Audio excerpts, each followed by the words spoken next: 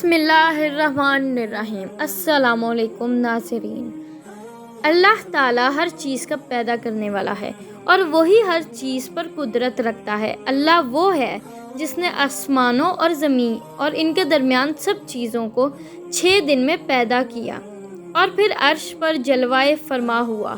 مزید اللہ تعالیٰ سورہ حدید آیت نمبر 4 میں فرماتے ہیں، وہی ہے جس نے آسمانوں اور زمین کو 6 دن میں پیدا کیا، پھر عرش پر جلوہ فرما ہوا۔ وہ خوب جانتا ہے اس چیز کو زمین میں جائے اور جو اس سے نکلے، اور جو آسمان سے نیچے آئے اور جو کچھ اس میں چڑھ کر جائے، اور جہاں کہیں تم ہو وہ تمہارے ساتھ ہے، اور اللہ تمہارے اعمال کو دیکھ رہا ہے۔ اسی طرح اللہ تعالیٰ سورہ ہود آیت نمبر 7 میں فرماتے ہیں، اور اللہ ہی وہ ذات ہے جس نے 6 دن میں آسمانوں اور زمین کو پیدا فرمایا اور اس کا عرش پانی پر تھا۔ امام احمد بن حنبل نے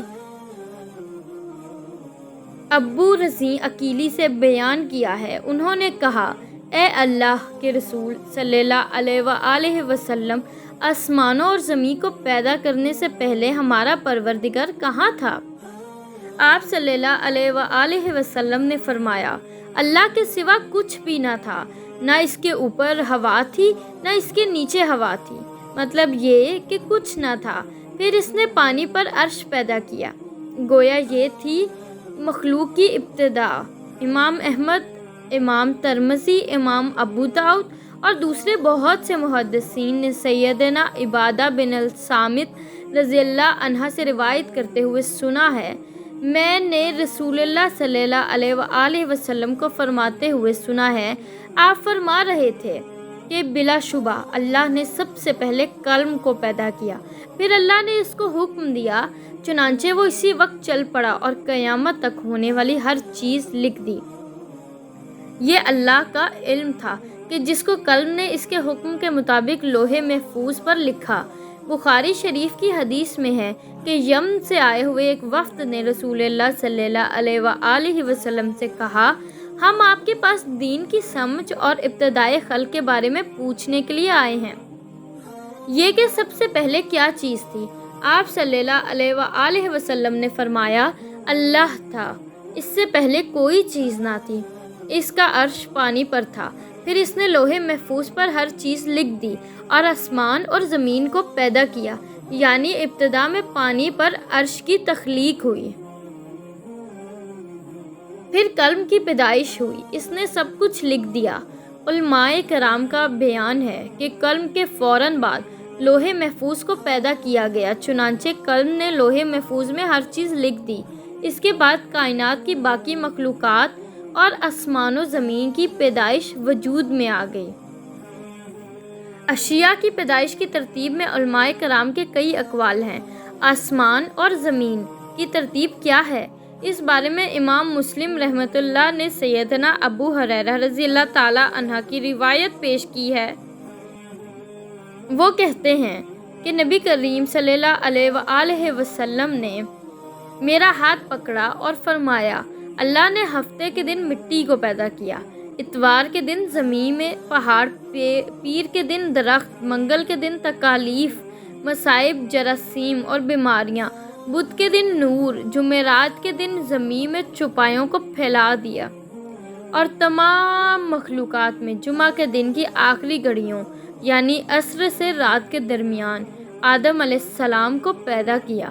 مطلب یہ کہ ابتدا میں جن مخلوقات کی تخلیق ہوئی ان میں آخری مخلوق انسان تھا۔ اس حدیث میں مختلف حالات کو نہایت وضاحت سے بیان کیا گیا۔ اس سے بخوبی پتہ چل گیا کہ ابتدائی مخلوقات کی تخلیق کیا تھی۔ ان میں سے آخری نمبر آدم علیہ السلام کا تھا، جبکہ آدم علیہ السلام نسل انسانی میں سب سے پہلے اور تمام انسانوں کے باپ ہیں۔ انسانوں سے پہلے فرشتے اور جن پیدا ہو چکے تھے۔ صاحب عقل مخلوقات میں سب سے پہلا نمبر فرشتوں کا، دوسرا نمبر جنوں کا اور آخری نمبر انسانوں کا ہے۔ فرشتوں کا اصل ٹھکانہ آسمان ہے۔ اللہ تعالیٰ سورہ شعراء آیت نمبر 5 میں فرماتے ہیں، قریب ہے کہ آسمان اپنے اوپر سے پھٹ پڑے اور تمام فرشتے اپنے رب کی تسبیح اور تمجید بیان کر رہے ہیں اور زمین والوں کے لیے استغفار کر رہے ہیں۔ خبردار، اللہ تعالیٰ معاف کرنے والا، رحم کرنے والا ہے۔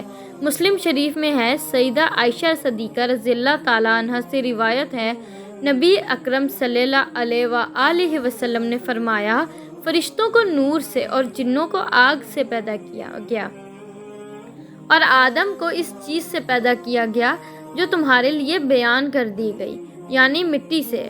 فرشتوں کی تخلیق کے بعد جنوں کو پیدا کیا گیا، جنوں کو بھی انسانوں سے پہلے کیا گیا تھا، جیسا کہ اللہ تعالیٰ سورہ ہجر آیت نمبر 27 میں فرماتے ہیں، اور اس سے پہلے جنات کو ہم نے لو والی آگ سے پیدا کیا۔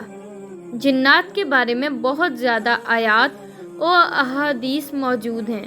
اللہ تعالیٰ فرماتا ہے، اور جنات کو آگ کے شعلے سے پیدا کیا گیا۔ قرآن مجید میں اللہ تعالیٰ نے ابلیس شیطان کا قول نقل کیا کہ تو نے مجھے آگ سے پیدا کیا۔ اس طرح پہلے بھی بیان ہو چکا ہے، اللہ نے فرمایا، اس سے پہلے جنات کو ہم نے لو والی آگ سے پیدا کیا۔ یہ ہے جنات کی اصل اور بنیاد۔ ابلیس ملعون بھی جنات میں سے ہے، کسی کو تردد اور شبہ نہیں ہونا چاہیے، اس لیے کہ قرآن مجید میں ہے، اور ابلیس جنوں میں سے تھا، مطلب یہ کہ وہ فرشتوں میں سے نہیں تھا۔ حسن بصری رحمۃ اللہ علیہ فرماتے ہیں کہ وہ پلک جھپکنے کے برابر بھی فرشتوں کے جنس میں داخل نہیں ہوا، اور نہ ہی کبھی وہ فرشتوں میں شمار ہوا، وہ جنات میں سے ہے، کیونکہ اس نے خود اقرار کیا تھا کہ اے اللہ، تو نے مجھے آگ سے پیدا کیا۔ اگر یہ فرشتہ ہوتا تو اس وقت کہتا کہ اللہ، تو نے مجھے نور سے پیدا کیا۔ اس لیے ابلیس کا جن ہونا روز روشن کی طرح عیاں ہے۔ حضرت عبداللہ بن عمر رضی اللہ تعالیٰ عنہ اور حضرت عبداللہ بن عباس رضی اللہ تعالیٰ عنہ فرماتے ہیں، آدم علیہ السلام سے 2000 سال پہلے جنات پیدا کیے گئے۔ وہ ہماری زمین پر رہائش پذیر تھے۔ آہستہ آہستہ وہ فسق و فجور میں مبتلا ہو گئے۔ جب وہ فتنہ و فساد میں حد سے بڑھ گئے، ناحق خون بہانے لگے، تو اللہ نے ان کی طرف فرشتوں کا عظیم لشکر بھیجا۔ ایسے جنات کی زبردست مارکہ آرائی ہوئی۔ اس مارکہ آرائی میں فرشتوں نے جنوں کو تہس نہس کر دیا، اور وہ سمندروں کے جزیروں میں پناہ لینے پر مجبور ہو گئے۔ زمین کے ہر بر اعظم سے انہیں جلا وطن کر دیا گیا، چنانچہ آج تک ان کا مسکن یہی جزیرے ہیں اور عظیم مراکز ہیں۔ یہ واقعہ آدم علیہ السلام کی تخلیق سے پہلے ہو چکا ہے۔ احادیث مبارکہ میں ہے کہ ابلیس ملعون کا ایک تخت ہے، وہ تمام جنات کا سردار اور حکمران ہے۔ اس کا شاہی تخت پانی پر ہے، اگرچہ اس کی متعین جگہ ہمیں معلوم نہیں۔ یہاں تک ذکر تھا